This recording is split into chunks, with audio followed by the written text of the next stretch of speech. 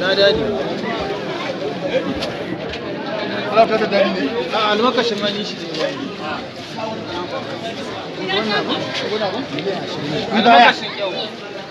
Ni baya suna da kila miliyan 20. Ni baya nace. Yanzu ku me naku anan me naku na kallo wannan aiki ku koma baya kana da zawo Allah ku koma